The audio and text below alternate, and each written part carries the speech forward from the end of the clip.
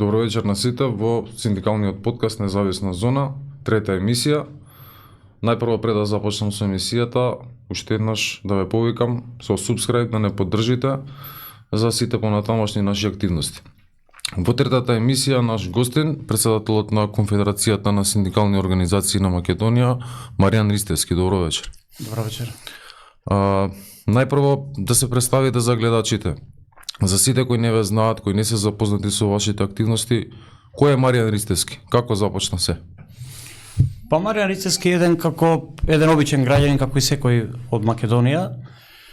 Па што би кажал мислам најтешко ако треба да зборува за себе, али еве во кратки црти јас работам во железница преку 30 години и како релативно млад вработен гледав, тоа беа мои почетоци како колегите железничари си ги остварува, си ги бара своите права. Јас така по почеток нормално дистанца и размислував си како овие луѓе стварно знаат што бараат и знаат како секој почетник, полека ме прифатија колегите. Први нормално како обичен член, па во извршен одбор, па со тек на годините станав и претседател на Независниот синдикат на македонски железници и меѓутоа видов дека како железница само во ред ние ги остварувавме нашите барања и гор сум на колегите железничари, тие се едни од најхрабрите работници во државата. Меѓутоа кога учествувавме на тие разговори на повисоко ниво, да кажем во министерство или кога беше во прашање некое општо право да се оствари, видов дека како проблемите се од целата држава. Да, меѓутоа како синдикална организација не можеме да делуваме во останатите гранки, не можеме да делуваме во измени на закони. И така почнавме со одредени колеги од другите дејности, имавме состаноци, се состанавме и решиме да направиме една конфедерација каде што обединуваат повеќе синдикални организации, повеќе гранкови синдикати и ако гледам од денешно време, стварно сум горд на она што го имаме направено, јас лично и заедно со моите колеги, веќе како единка не можеш ништо. Конфедерацијата е поготово последните години стварно зазема едно место кое што е видно, да кажам, за работниците и за граѓаните во државата. Станавме препознатливи по нашата работа, по нашите енергични ставови, нашите протести, нашите штрајкови и стварно прераснавме сега веќе во еден синдикат кој што е респектабилен во државата. Еве сега полека почнуваме и меѓународно да остваруваме одредени контакти со сродните и братските синдикати и мислам тука сме на прав пат. Прашање на време кога ќе бидеме членка и на светските и на европските синдикални организации. Колку време функционира Конфедерацијата на синдикати на? Па функционира повеќе од 10 години, меѓутоа овие назад 5-6 години можам да кажам го достигнавме зенитот и секојдневно се приклучува нови членови, правиме нови синдикати. Еве ќе ги спомнам кои се моментално членови на Конфедерацијата. Имаме неколку гранкови синдикати, имаме синдикални организации. Тука е Независниот синдикат на полицијата, тука е Независниот синдикат за образование и наука, Независниот синдикат на здравство, на професионални војници. Нормално во Независниот синдикат на полицијата тука се шумската, судската и затворска полиција, која мислам само на тој синдикат, значи има и овие структури се опфатени. Имаме синдикат на управата за водење на матични книги, на пожарна, имаме во локална самоуправа. Сега од поновите имаме синдикат во јавното претпријатие за стопанисување за стамбени деловен простор. Па право да ви кажам, веќе мислам дека нека ми извинат колегите, сигурно железничарите тука се на прво место, веќе тие се едни од основачите на Конфедерацијата. Нека ми опрости уште ако не некој синдикат само моментално сум заборавили во текот на емисијата, ќе ги спомнам. Имаме најава и во други синдикати, почнуваат не бараат вработени од приватниот сектор, каде што таму е многу тешко, верувајте, да се направи синдикат, бидејќи работниците се оставени, што се вика, на милост и немилост на газдите. Има и објективни причини зашто не може да профункционира синдикат во приватен сектор, меѓутоа има и субјективни, треба работниците малце да се охрабрат, бидејќи сега барем овој период и доаѓа времето кога и се цени се повеќе македонскиот работник, бидејќи сведоци сме веќе дека нема работници, се освесни македонскиот работник и и сега веќе има проблем за работодавачите, поготово приватниот сектор, да ги сочуваат и да најдат добар и квалитетен работник. Спомнавте дел од синдикатите кои членуваат во Конфедерацијата. Кажете ми, а во кои делови сте особено горди на постигнати успеси, каде има најголеми проблеми, што би можеле да одвоите? Некои позитивни и негативни примери. Видите, многу е тешко да се одвои некој синдикат. Јас сум, како што кажа претходно, задоволен од да не кажам од сите синдикати, меѓутоа факт е дека одредени синдикати одскокнуваат.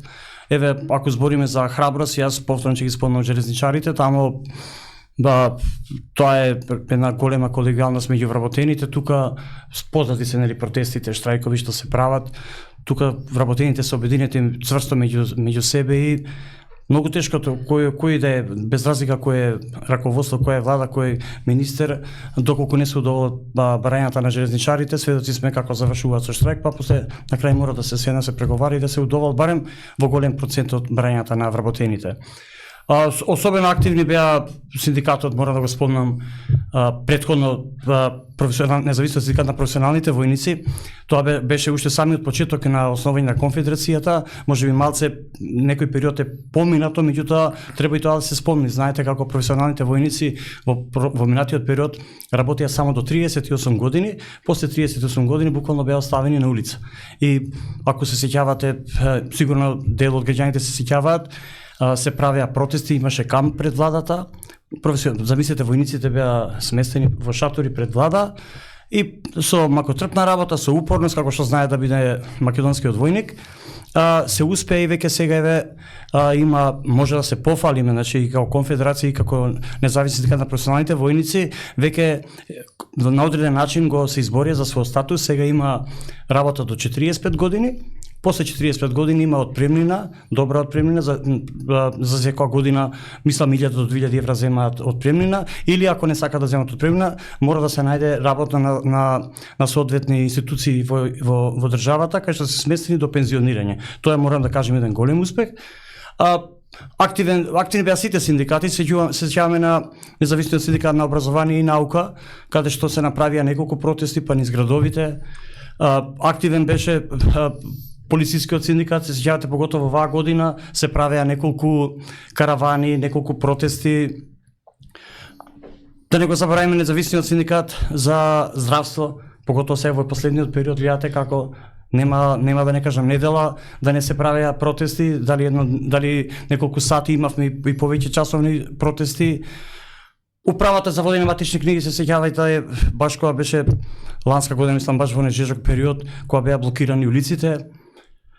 Па не знам веќе кој све не штрајкувал, али се еве ова нека биде едно охрабрување за сите синдикати што се, и морам да спомнам дека и како Конфедерација имаме направено неколку заеднички протести со членовите и членките во Конфедерацијата. Направивме протести со возила и со граѓани кои што учествува на тие протести, и стварно сум горд, верувајте, меѓутоа знаете стално се може повеќе се направи и се надевам периодот што следи со една подобра координираност меѓу нас самите и со средем и со останатите синдикати можеме да се избориме сите заеднички зашто поквалитетен и подобро платен труд на работникот. Кажете ми како сте задоволни од досегашната соработка и диалог со извршната власт? Па видите, стварно онаму каде што сме имале добри разговори, јас сум стално спремен на тоа, не се срам да пофалам, меѓутоа и критиките наши се јасни и децидно кажани. Има одредени министерства, директори, градоначалници кај што имаме стварно некоја соработка, меѓутоа за жал во одредени министерства наидуваме, да не кажеме, затворена врата. Еве ќе спомнам полицискиот синдикат, веќе колку години наназад се имаат изборено колегите што се вработени во Министерството за внатрешни работи, има таа бројка за репрезентативност, од кои причини мене не ми се познати, до ден денеска тој синдикат не е, што се вика, целосно прифатен да си добие репрезентативност и да учествува во изготвување на колективен договор. Самото присуство, знаете, на независниот синдикат на полицијата и сите независни синдикати си го даваат резултатот, бидејќи ние го размрдавме синдикалното движење во Македонија. Фактот е дека ние не бевме активни како Конфедерација, се потпишуваа колективни договори, да не кажам срамни, имаше состаноци, економски и социјални совети кај што Ние тоа го викавме приватна журка си прават, затворено, никој не знаеше што се случува, меѓутоа ние кога стапивме на сцена, еве гордо ќе кажам, ние бевме во почетокот, еве неколку години назад единствени што сме штрајкувале за и протестирале за 1 мај. Постојат, мислам, и печатени медиуми, социјални мрежи, може слободно да се види, ако јас не ја говорам вистината. Одредените тој синдикати кажува 1 мај е време за не треба се протестира, треба се печатат книги, треба не знам затворен круг да се прави. Меѓутоа кога видоа дека симпатиите ние ги добиваме кај граѓаните, кај работниците со протести, па почнаа после сите да протестираат и за поздравувањето. Меѓутоа гледам измената веднено што се случува низ европските земји. Работниците протестираат и се блокира целата држава. Што ни недостасува како систем, како вредности за нешто такво се случи кај нас? Само поголема храброст треба да се охрабрат работниците, граѓаните. Сад најверојатно зборуваме за земјоделците. Ние како конфедерација имаме дадена поддршка на земјоделците поготово на лозарите во Кавадарци и баш она што го говорев јас на тој собир, на тој протест што го има, кога кажав дека земјоделецот е една од алатките која што од кариките да кажам на системот, каде што ако не функционира добро релацијата влада земјоделие, а знаеме што значи земјоделието, тоа е храна. Македонија ги има сите услови за да се произведуваат добри прехранбени продукти и дури во голем процент државата може да собира големи средства доколку се насочи доколку се насочи владата према земјоделието, тоа може да има бенефиците. Значи јас кажав уште тоа не ми беше само кон земјоделието, прашањето ми беше тие сцени што ги гледаме таму сигурно живеат многу пати подобро него тука луѓето. Тие сцени што ги гледаме таму едноставно е незамисливо да се случат кај нас. Зошто македонскиот работник не се осмелува да излезе на улица и едноставно да си побара тоа што му следува? Знаете што е проблемот? Еве моето неколку годишно искуство во овие синдикални води, си правам одредени заклучоци и мислам дека главниот проблем кај нас е бидејќи на одреден начин све е исполитизирано, меѓутоа како подминува времето работникот во Македонија се освестува и знаете како многу е тешко да натерате вие работник да штрајкува, да протестира, а кога одредена политичка партија е на власт и тоа се случува и сега и денеска. Знаете, он ти вика што е факт, јавна тајна кај нас, дека знаеме како одат тие вработувања поготово во јавниот сектор, на кој начин да тие вработувања, сега вика тебе сум те вработил, ти сега ќе протестираш. Меѓутоа како што поминува времето, знаете, работниците остануваат, се менуваат едни влади, други, тие личности што лично ги запослиле веќе не се бават со политика, така да не може сега некој на него да влие. И мислам дека брзо ќе дојде времето во Македонија кога доколку се продолжи вака да се настапува агресивно према работниците со заплашување, со уцена, дека брзо доаѓа времето кога работникот во Македонија ќе се обедини и само тогаш на тој начин може да гледаме она што се случува во западните земји. И еве гледате околината околу нас, јас сум бил на протести во многу околни држави, сум бил во Грција, во Бугарија кој имало протести, сум бил на разговори во Брисел со тамошните синдикати, тие многу понапред се од нас, меѓутоа тие се, знаете, како и финансиски многу помоćни за разлика од нас како синдикат и не зависат во таа мера не зависат толку од мислам да кажам, може да подлегна на притисок и доколку направи владата притисок или министерството, тие се финансиски може доколку дојде бркање некој вработен, тие се спремни финансиски да го плаќаат додека заврши целиот судски процес, а ние овдека знаете кај нас еве може некој ќе мисли ние имаме кузне колку средства. Кај нас има синдикати кои што земаат 100 денари чланарина, 100 денари, 150, 200, ретки се тие преку 200 денари што има чланарина. И од тие средства дали побрзо да платиме кири кај што седи во просториите, дали за движење, за состаноци низ државата.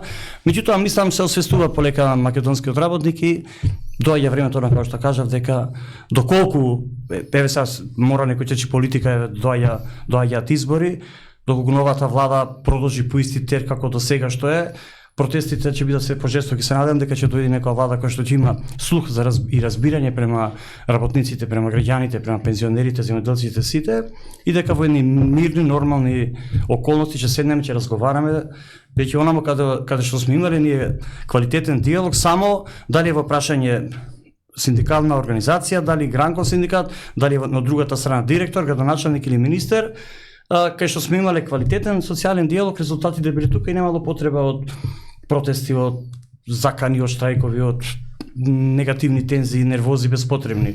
Се надам дека такви луѓе ќе мора да се постават во Македонија, честни, одговорни луѓе кои што ќе знаат и да слушаат, за не само да мислат дека се они најпаметни, дека со нив почнува светот. Кога сме веќе га протестите, кажете ми ваш коментар за случувањата во македонска навигација. Дали сте запознати, дали сте во тек?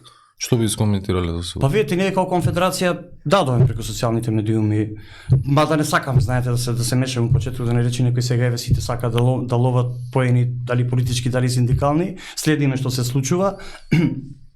И горди сме на тоа што го прават колегите синдикалци. Јас бидејќи работам во Желеница и тоа ми доаѓа сега не баш буквално исто, меѓутоа слично. И кај нас има вработени кои што се како машиновозачите, отправници на возови, контрола, тоа телекоманда ние го викаме како ништо го викаат навигација за контрол, нали? И на таквите луѓе е многу тешко да се врши притисок, таму луѓето се единствени. Значи кај нас во Желеница неколку штрајкови имаше кај што директорот буквално исто, да не кажам слично на ова, даде неколку откази, меѓутоа ние сме таму сите единствени, никој не сакаше да работи. А не е случајно тоа. Еднаш па под притисок кога видоа дека не може да излезе со, бидејќи јас тврдам, ако работниците се единствени, ако се храбри, нема шанса ни една влада, да не зборам министерство или директор, да излезе на крај. Видоа, не видоа, седнаа по пуштија, колегите си се вратија на работа, повторно седнавме на маса да ги решиме проблемите. Истото нешто се случува и кај нас, ако се врши притисок, и кај нас се обавува железнички сообраќај кој што има голема одговорност и се прави, да не кажам, големи штети. Притисок вработен кој што се бави со сообраќај, кој што регулира железнички сообраќај, возови меѓу себе, тоа е многу страшно. И затоа, значи ова нешто слично му доаѓа како за железница, следиме што се случува. Се надам вакво нешто, ова е сулудо што се случува, дека нема веќе да се случуваат вакви и слични дејанија, меѓутоа затоа треба да има разврска, конечно секој да си добие последиците према тоа што го направил, за во иднина да не му текне, знаете, на никого да се дрзни да направи нешто слично, камоли вакво исто дејание. Во 2023 година, во изминатата година, бевме сведоци на подпишување на општиот колективен договор. Збор за тоа, дали учествувавте, дали бевте активно инволвирани во составување на колективниот договор, ваше мислење позитивно, негативно? Па, колективниот договор што се подпиша, повторно ќе кажам, горцум на одредени членови што се метна во колективниот договор, ние како конфедерација буквално бевме поканети сите синдикати што се на национално ниво да учествуваат и за прв пат ние учествуваме во таков во изготвување еден таков акт и мислам дека имаме голема заслуга за барем за одредени членови во колективниот договор што се метна тука, да не кажам К15, бидејќи после 20 и повеќе години вработените во армијата, во образованието, кај вас во полицијата и во цел јавен сектор, нема само одредени синдикати зема популарно наречен К15 или реге за годишен одмор, а сега веќе тоа е утврдено со закон. Тука се метнати неколку други придобивки како јубилејни награди, се покачи дури до 200% за оние вработени кои што имаат 40 години, кои што прават стаж во една иста компанија.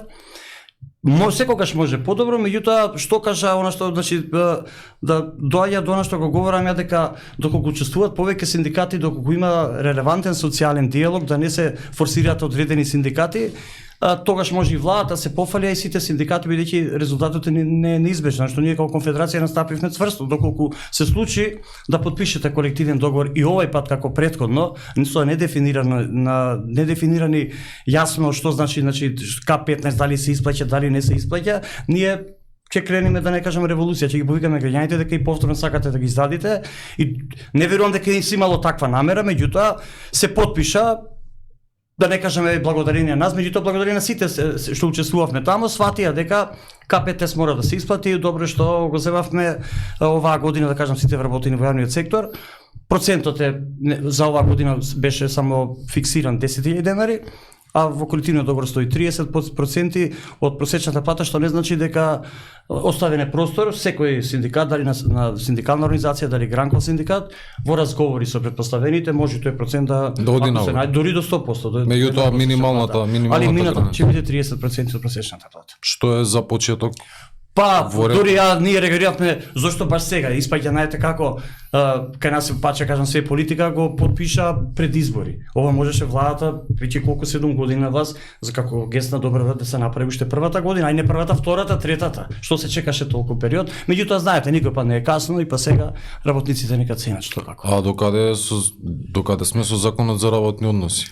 Дали се случува нешто на тоа поле? Законот за работни односи тоа е посебна приказна зашто секоја година кога учествуваме на тој социјално-економски совет, знаете, во јануар, февруар некаде се прави годишен план со одредени рокови кога ќе се донеси. Секоја година кога го разгледуваме тој документ за работа на социјално-економскиот совет, кои закони како ќе се носи, секоја година е ставен законот за работни односи дека оваа година до ноември, оваа година до декември и така неколку години веќе никако да се донеси.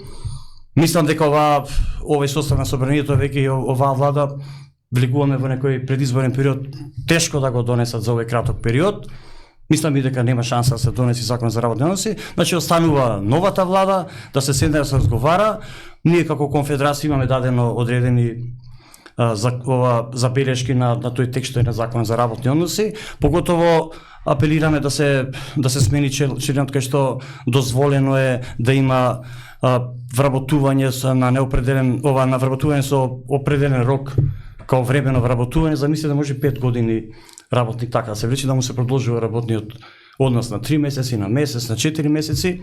Ние бараме тој член да се измени, да стои децидно 6 месеци максимум до 1 година. Зашто секој газда, да кажем, работодавец, кога нормално, ако ќе прими работникот може нели да забушава, да се фолира народно кажано, меѓутоа секој добар, паметен, интелигентен, и било каков работодавач, ќе процени дали тој работник стварно сака да работи во компанијата или дојден тука со задни намери, зашто знаете што многу е лошо во денешно време во оваа криза, да кажам, значи криза нема работник во држава што да нема кредит одреден начин земено, меѓутоа ако работите во приватен сектор и ако немате стален работен однос на неопределено време, ниедна банка не ви дава кредит. И тие луѓе се хендикепирани, не можат да земат кредит, не можат да почнат да размислуваат за оформување на семејство и мислам дека ова како еден хуман гест ќе биде новата влада поткитно да се донеси законот, барем и имаме таму и одредени забелешки, меѓутоа овдека не сакаме да отстапиме ни што се вика ни милиметар. Повеќе од година дена да мора да се трансформира работниот однос. Зашто гледате сега што има оно што слушаме по здравство или во образование. Кај сакаме ние тие медицински сестри или доктори или професор, наставник да не лечи или па некој да те едуцира, тој кога оди на работа мисли дали ќе му се продолжи работниот однос после 2 месеци му завршува или да се вложи целосно ако работи во здравство кон пациентот или ако е во образование кон детето да го едуцира. Затоа сме дојдени на овој степен. За жал, ништо не функционира во државата, немаме ни образование, немаме учебници, здравството гледате што кажуваат за здравствените работници на овие протести, жално е за полицијата, правевме неколку протести, замислете, полиција протестира, бара безбедност. Малце делува чудно, меѓутоа за жал тоа е вистината. Ако некој се дрзна во држава да нападне полицаец, што остана тогаш? Не дека полицијата бара безбедност. Не бара да дозвола да работи, да може да работи. Бараме за остроување на законските прописи. Јас знаете како у почеток сите како деца сме се плашеле од полиција и нормално било така може беше и системот, може у тој да сигурно бил подобар системот барем во делот на полицијата, меѓутоа сега кога се здружив со независен синдикат, со колеги што се во полицијата, сватив дека и тие се обични луѓе. Тие се наши браќа, сестри, комши, пријатели, и тие биле обични луѓе. Јас тоа се обидувам да им кажам на граѓаните, па вие не знаете тие некои мисли полиција, тие си имаат исти дури поголеми проблеми него ние што ги имаме како обични граѓани, што не сме полицајци. И мора системот да се знае што е во држава, што е работник, што е полицаец, што е судија, што е професор, што е обичен граѓанин, што е земјоделец, мора да се стави една рамка, секој да знае до кај може да дојде. Ова ваков хаос во држава сега, како што е за жал, да подолг период сум со овие, па да кажам, синдикални действија, меѓутоа ваков хаос, ова нешто до сега не сум видел и верујте ме плаши. И после ќе бегале децата, ќе бегале граѓаните, бегаат не само млади, бегаат и стари луѓе. Не можат веќе да трпат неправда. Големи неправди свесно го гледаме и сите молчиме. Али мораме да го кренеме гласот сите. Јас стално кажувам, новинарите, интелектуалци, професори, тие што можат да покренат, студентите да се анимираат. Ние како работници синдикати, еве, Маријан со своите колеги од синдикатот прави нешто, меѓутоа до тука. Јас сум свесен, не можеме повеќе. Колку и да правиме, ние не се откажуваме. Меѓутоа јас станав свесен дека на нашите можности се до тука, за жал. За жал. Во овој момент не може повеќе, затоа ја не обвинувам никого. Ја им кажувам, еве, ние можеме толку како на конфедерација. Ако мислите повеќе, направите вие синдикат нов. Било како организирајте се. Сдружение на граѓани, група на граѓани, било како кренете го гласот. Али да не се повторам, мене ме радува, ние веќе станавме препознатливи во граѓаните. Секојдневно на улица не сретнуваат, ајде што како, меѓутоа им кажувам, тоа се нашите можности. Али за да државата тргне напред, мора оно што го кажав претходно, мора да имаме од другата страна, мислам, на извршната власт, луѓе кои што пресече си ја сакаат државата и ќе знаат кои се нивните мислам дејства што може да ги спроведат, кои што не смеат да ги спроведат. Само на тој начин државата гарантира. Македонија е релативно малце граѓани има во државата. 1,5 милион, некој вика 1,6 милион, со една добра политика, со една добра аграрна политика, со една добра даночна политика, царинска политика, со едно домаќинско работење. И покрај тоа што сега слушаме, Македонија е многу задолжена, мислам, со едно домаќинско работено може оваа држава да има просперитет, има ресурси, само правите луѓе се постават на право место. Кажете ми, изминатите години сте особено познат по серија на ваши интервјуа во врска со извршителите. Докаде во тој дел, како стојат работите, закон за извршување? Па значи, како што кажа претходно, ние освен протести работнички, ние како конфедерација даваме активно учествуваме и во одредени други со одредени други граѓански здруженија на други полиња. Например, ние сме познати по тоа што протестиравме по покачувањето на струјата, правевме едно време секој петок протести. После околу законот за извршување, како што кажавте, тоа е страшна работа, тука голем грабеж се врши, поврзани се, меѓутоа ние сите знаете како по почетокот мислевме само дека извршителите се тие кои што и едни од главните виновници се и тие, бидејќи има таму луѓе кои што не заслужуваат да бидат не знам, било кој работно место камо ли извршител. Јас со нив сум разговарал и во комора сум бил, им кажа зашто тие неколку луѓе што ја оцрнуваат фелата, јавно не ги жигосате да ги отстраните таа професија. Увидов значи дека тоа е цел систем поврзан. Не е се само извршителите. Почнувајќи од доверител, па адвокатите, па нотарите, па дури на крај се извршителите. Мора тој ланец да се прекине, зашто ова е страшна работа. Јас право да кажам, мислев дека нешто сме направиле протести, факт е нешто направивме, некој се голем процент на трошковникот на извршителите кои што има преку 50 ставки таму наплатува за све и се што, успеавме одреден процент да намалиме. Еднаш кога се донесе закон за бришење на камати во јавните претпријатија, одредени членови се сменија. И мислеме дека нешто сме направиле, меѓутоа кога кога беа последните протести го правевме, ми дојде граѓанин, замислете, за 60 денари, градски паркинг, значи за 60 денари, 18.900 имаше платено. И реков, значи ова веќе ги поминува сите граници, чекаме, ја се јавно кажувам, поготово за законот за извршување, спремен сум да разговарам со политички партии, која што ќе го каже дека овој проблем ќе го стават во рамки, некои ќе донесат правилен закон, јавно да ги повикам граѓаните да гласат за таа политичка партија. Има, освен тоа, за извршување законот, ова мора да спомнеме, веќе станува многу поопасно законот за извршување, тоа се брзите кредити, тоа е таму страшна работа.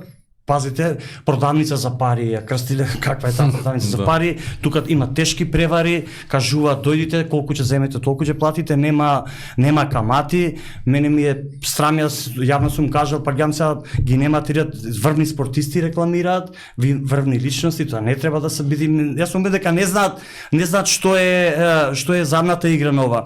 Они те повикуваат да земеш брз кредит, нема камати, нема ништо, тоа е буквално еве разговарам со одредени адвокати, пријатели што ми се, кажуваат Маријан Виков дека има дури простор за кривично дело наведување. Они те наведуваат, дојди, ќе земеш 30.000, ќе вратиш толку, ништо повеќе. Ти ако земеш 30.000, има луѓе кажуваат и преку 100.000 има за враќање. Сега и таму сме насочени, значи има како синдикат она што го кажавте, не само околу работничките права, за закон за работни, ние сме вклучени во одредени други, секаде кажа че не повикаат. Дадовме поддршка на земјоделци, дадовме поддршка на пензионерите.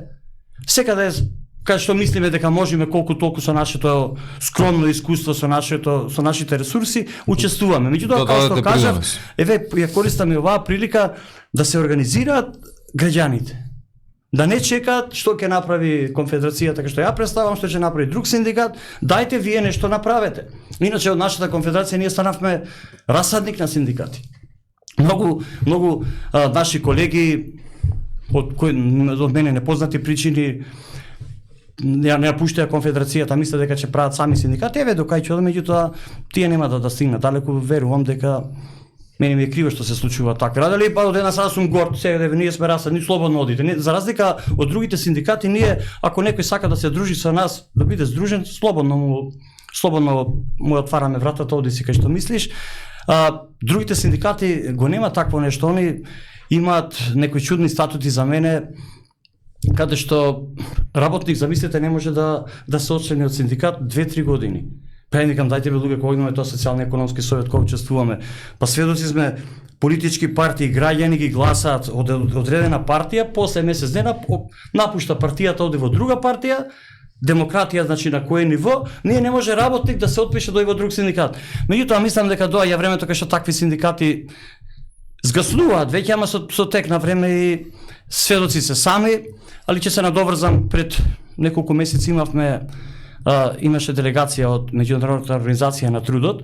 Тоа ми беше и следното прашање. Дали Конфедерацијата на синдикални организации на Македонија членува во некои меѓународни организации? Видете, она што збориме за одредени наши синдикати, да, како што кажам, сега правиме напори, стапуваме во контакт со европската и светската синдикати, да бидеме тамо членки. Се надам прашање на време кога, за разлика од дека тие гледаат, имаат сознание кои сме, што сме, и прашање на време кога ќе станеме и тамо придружна членка, после ќе станеме редовна членка како сите останати. А што им беше ова идејата за кога го спомнав ИЛО, Меѓународната организација на труд. Пред неколку месеци беа овдека и сега има разговори со сите синдикати, има и во министерство, има и во судовите, и гледа ја согледува која е ситуацијата за социјалниот диалог. И кога од мене и од колегите што присуствува на тие состаноци од конфедерацијава, кои им кажувавме со кои проблеми се соочуваме, просто не им беше верно, и еве веќе пред нова година добивме одредени заклучоци, ја на брзина така ги разгледав, меѓутоа во голема мера она што ние го дадовме како забелешка, гледаме дека го имаат нотирано и веќе како препорака до влада за да мора одредени членови во одредени синдикати и статутарни да си направат измена. Она што кажуваме, не може работникот да го држиш како заложник во синдикат со статутарен член, зашто во некоја шала ние со колеги во конфедерација збориме, ако е така, да и ние ќе ставиме сите членови што се во конфедерацијата до пензија мора да останат и после пензионирање уште 10 години од пензија да ни плаќаат. Мислам тоа е апсурдно. Ова малце како шала, меѓутоа природно да го кажаме, ова е тоа. Работник кој што не сака да членува кај нас, ние слободно викаме врата отворена, со среќа, нека ти осекувам, не тако мислиш на друго место ќе ги оствариш подобро своите права, слободно вратата е отворена. Кажете ми во однос на работничките права. Ако се направи некоја компарација во споредба со западноевропските земји, бидејќи сепак ние сакаме да се огледаме кон Европската унија. Кажете ми како стојат генерално како стоиме на тоа поле со работничките права, општите колективни договори, ако направиме некоја компарација во споредба со Западна Европа? Па видите, оно што го слушаме ние од синдикатите кои имаме разговори со нив, дали на некои заеднички состаноци, дали индивидуално кои имаме со нив состаноци на билатерални средби, оно што тие го имаат кај нас овдека треба уште многу подолг период да помине за да ние да се барем малце од малце приближиме. Ние сакаме да бидеме членка на Европската унија, а тие одредени бенефити што се за работниците да не ги користиме, одредени бенефити што се во интерес само на власта се користат, тоа не може така да биде. Мора, меѓутоа не треба ние да бидеме членка на Европската унија, па ако ќе седнеме со некој министер да рече да, вие имате бројка и имате репрезентативно, ќе ви ја дадам, што треба да сме членка на Европска унија, па се повикаме на некои членови, некои закони дека мора тоа да го спроведе, како што тој инает мора да престани. Иначе може би многу не знаат, јас пред да се запослам во Македонија сум работел во странство во Германија, како тој релативно млад работник. И тоа што се вика бев од друга држава, во таа компанија што работев, бев фрапирано тоа какви работнички права имаат, какви имаат униформи, какви имаат безбедносни мерки, каков односот. Верувајте, тоа уште тогаш ми остана и стално се трудам барем дел од тие мерки што сме ги имале како ова го зборам значи пред повеќе од 30 години. За која година зборуваме? 30 години пред да се запослам, значи јас работев во Германија. Нормално сум бил таму, не сум бил во некоја канцеларија, сум работел во компанија во уште тогаш замислите пред 30 години кои права ги има, како имаше дружба, се како работе, како се знаеше што е, како се ценеше работникот до платено преку време на кој имаш сатни. Таму имаат сатни на они, се работи да сати, колку сати ќе работиш, толку се плаќа. Ако земеме се не знам колку, меѓутоа таму ако не слажем Германија некаде сега ако не е повеќе од 12 евра сат. Замислите 10 сата крој 120 евра. Фактички тие платата минимална ја земаат со 4-5 дена да не кажам. Нашата минимална плата. Што е реално за жалење. За жалење цените за храна тука се некаде слични, да не кажем исти. Да. Дори има и пониски таму. Што имаме сега роднини пријатели, прашуваме, ќе дојдат овдека дали за нова година, дали за летно време, се чудат дека што е ова бе кај нас ова истото е поевтино. Кога ги спомнате веќе цените, збор 2 за минималната синдикална кошничка на економско-социјалниот совет беше изгласана, односно регулирана дека е некаде околу 56.000 денари. Кажете ми збор 2 за тоа. Значи минималната кошничка не беше тоа на социјално-економски совет, тоа беше во зградата на Советот на синдикати на Македонија како пракса до сегашна они ја истакнувам, да ние сме разговарале дека сакавме ние да направиме како конфедерација на минимална кошничка, дури се уште размислуваме, верувајте ако ние се обидеме, се покушаме да направиме минимална кошничка, чисто се многу повеќе него што е 56.200. Јас 56.220 мислам е точно. Јас бев на тој состанок, таму имаше двајца професори, Никола Поповски поранешниот министер и Тевдовски исто поранешен министер за финансии. Они се труделе во рамките на тие можности, меѓутоа они презентираа, после настана некоја дискусија, беше јас се вклучив во таа дискусија. Она што го слушаме таму е жално. Со таа минимална кошничка буквално да не кажам гол живот, преживување. Да не кажам еден вид на роб, као порано робовите биле, работодавачите тие робовладетели им давале да јадат, колку да преживеат, да можат месецот да преживеат, за до другиот месец повторно да дојдат на работа, за да го користат нивниот труд. 56.000 кои имаме предвид сега дека минималната плата е 20.175 денари, мислам, еве најава има во март дека ќе биде 22.500, повторно тоа не две минимални плати не ја покрива таа скромна минимална кошничка. Како што кажав, ние ако ќе се обидеме да направиме, се плашам сигурно таа од 55 ќе рипне некаде најмалку уште за 20.000. Зашто во овие 56 презентира, се потрудиле професорите да изведат, стварно квалитетно извадија, меѓутоа, она што гледаме, што може да купи детето, што може фамилијата да купи, кај може да оди, замислете, 5 дена или 7 дена беше одмор да си дозволат да одат во бунгаловите во Дојран. 5 до 7 дена беше. Со оваа 56.200. И кој е тој живот, отидеш 5 дена или 7 дена на одмор? Во бунгало во Дојран. Што ние, ја на шала викам, чека бе, работникот не знае да оди во хотел, не знае да... Тој таму пишува да јаде лова, да ја пие лова, да се облекувал вака, да се шишал не знам колку пати, што да правел на ова да... Обичниот гаѓин не знае да јаде бифтеци, да јаде пршути, да јаде риби квалитетни, лососи. Што треба ние да јадем паштети? Значи мора ова е крајно безобразно што се прави. Знаете, јас многу сум учествувал на тие состаноци што ги имаат во Министерството за финансии, професори, и головам она баш што ми доаѓа така убаво за слушање. Во една дебата слушав и децидно сами си кажа, проблемот во Македонија е што тоа што профитот од компаниите секаде во светот, ако пластично ќе кажам, барем оно што го разбрав и тврда и потврдија дека е така. Ако една компанија има, еве да кажам природно, 1000 евра направила обрт за еден месец, од тие 1000 евра, 600 евра одат за трошкови за вработените. Само 400 евра за газдата, за профит, за едно за друго. Кај нас е обратно. И замислите вие 30 години наназад, додека ако се вршило правилна распределба на капиталот, кај ќе бевме сега на кое ниво. Меѓутоа, и после ние се чудиме, чекај бе, овој комшијава, го знаеме сите, као деца сме растеле, кој е што е бил, дошла неговата партија на власт, отворил некој бизнис како било во некоја канцеларија, одеднашка пари, коли, бесни одмори, вакви коли, вакви куќи. Од каде тоа? Од каде тоа? Зашто сите не се запрашаме, од каде бе пријател ти тоа? Реално да зборуваме таа минимална кошничка што е предвидена, 2 просечни плати, мислам дека горе-доле една минимална кошничка за едно семејство. Да, ама и да биде, тогаш ако е 56, колку треба 28 да биде минималната плата, сега води во овие моменти да биде барем 28. Ете, значи и двата од родители да земат минимална плата, ама да биде 28. И 28, ќе биде 56, па минимално ќе се живее. А замислите сега е 20, па ќе биде 22.500, па не може двете да нормално да преживеат. И то ова е само значи за доколку вработените имаат 2 деца и имаат свој стан. Ние сите знаеме. Не ме разбравте до крај. Јас кажав 2 просечни плати. Просечни Со 2 просечни плати сепак и да. 2 просечни плати сепак е на ранг на преживување. 2 просечни плати, сега да биде малце поскромни, ние сме кога сме научени со толку малце, со 2 просечни плати ќе има некаков таков живот, а она сега што ми беше, значи претходната мисла да не заборавам.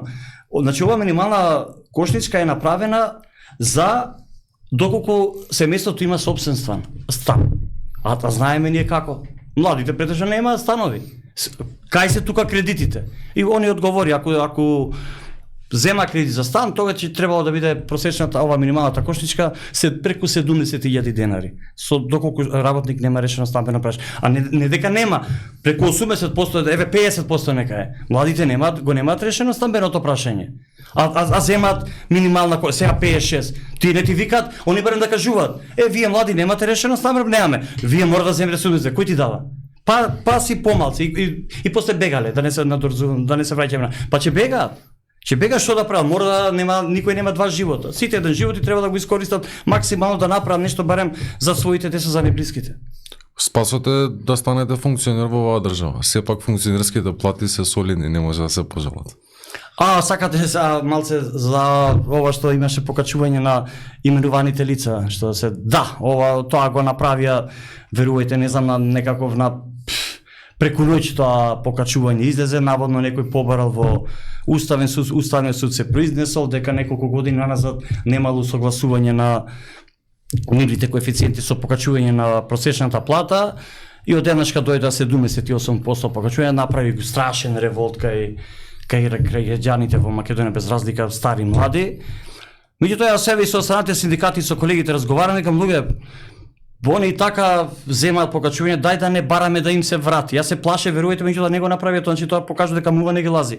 Ја мислам че изиграат, ние ќе ги вратиме, нема 78% и за нас 5%, ама не барајте вие покачување. Што имаме ние ако што имам јас, на пример, ако искочи сам министерот или било кој функционер, кажи еве не земаме ние 78%, како сега што сакаат да го кажат. Бидејќи сега во март месец кога ќе се покачи, кога ќе се види колкава е ова просечната плата за 2023, бидејќи обично крај на февруари, почеток на март излегува просек од Завод за статистика, го објавува и доаѓа некаде до 400 евра да им се качи плюс на ова 78% што зема. За нови 400. Нови за околу 400, зависи 300, 250, 400 како ќе земи.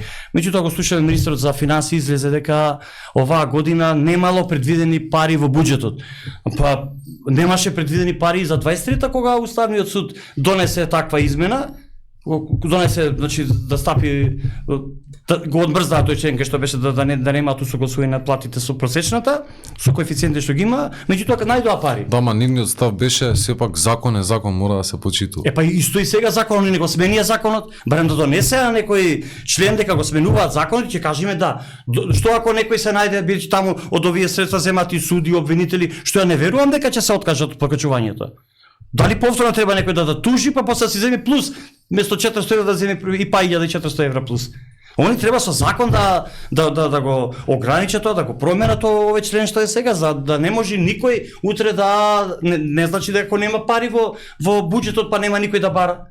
Ја тврдам, еве, баш да видам, сакам да ме демантира, дека доколку не се направи некоја измена на закони, они кажуваат не знам колку закони, 6-7 треба да се сменат, може да се сменат ако се има добра волја одма, дека одредени вработени, можеби некој ќе рече не сакам, не знам дали може да рече не сакам, ама одредени луѓе нема да се откажат по мене од оваа придобивка, си покачат со мартовската плата да си земат покачување, согласно процентот кога ќе биде порастот на просечната плата.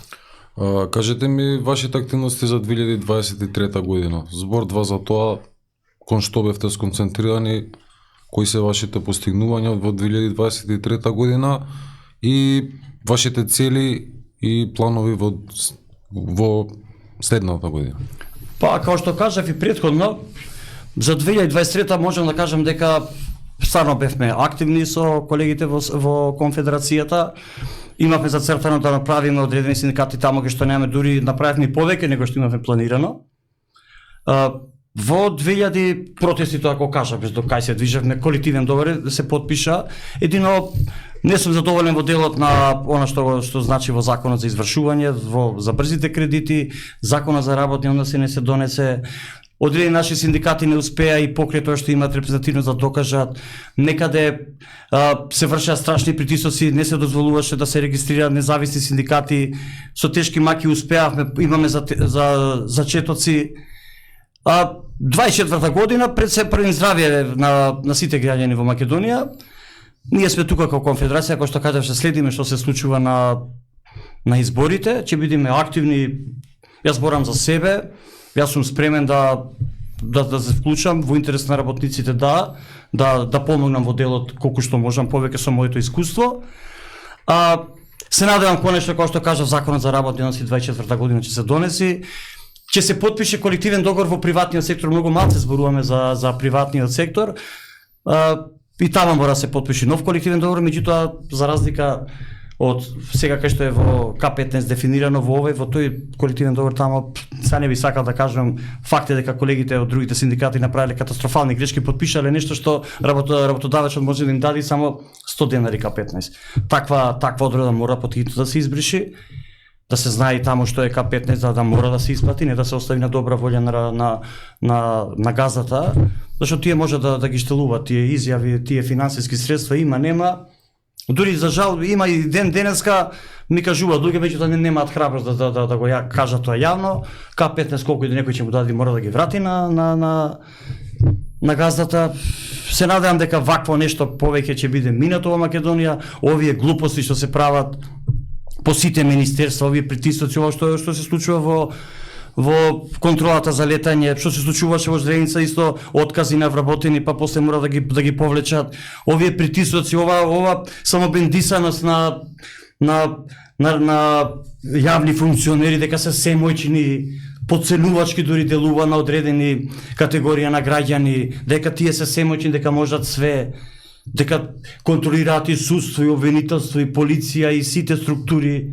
Треба да забораат на тоа. Се надеваме дека мора да гледаме напред перспективно, не смееме се откажеме, што се плашам ако продолжи овој тренд, сите што можат нешто во државата, што значат во државата, што можат стварно да допринесат да се промени системот на подобро, ќе се иселат од оваа држава и не вреѓам никого, сум му кажал тоа неколку пати, се плашам што стана тоа дека луѓе неспособни, луѓе склони кон криминал, кон корупција, кон непотизам, кон клиентизам, кон не знам че што. И тоа више станува страшно, дури и државата ќе ни биде доведена во прашање. Кажете ми за крај една порака до сите работници, кои би биле вашите цели, нешто да се обратите кон работниците, завршна порака од вас. Па јас и претходно кажав, сега само ќе потенцирам, ги охрабрувам граѓаните, работниците, сите, значи, земјоделци, пензионери, студенти, да се охрабрат малце, да покажат поголема достоинство, поголема храброст, да не ја наведнуваме главата, да не молчиме према неправдата што ја гледаме. Да не ја наведнеме кишмата, сакате да. Ба и кишмата и главата, да не се ништо, да одиме гордо исправено. Имаме златна држава, имаме добри природни богатства, имаме вода, имаме сонце, Господ ни дал све, има и паметни луѓе и затоа сега има избори, секој да се го стави прстот на чело, кога ќе гласа, да разговараме со сите што мислиме дека ќе може да помогне држава, да ги кажуваме нашите ставови, да ги метнат во нивните програми и граѓаните да донесат правилна одлука, зашто мислам дека доколку дојде влада со квалитетни луѓе домаќини кои што знаат што сакаат, има перспектива во Македонија. Генерално, дали сте оптимист дека работите ќе тргнат конечно во правилна насока? Да, оптимист сум, јас по природа сум оптимист, иначе верувајте не би се нафатил ова што јас сум горд, значи ние сме почнали од ништо, од улица и пак сме на улица и направивме еден респектабилен синдикат кој што значи нешто во државата, кој што има почитување, се супроставивме на синдикат кој што бастион беше во државата,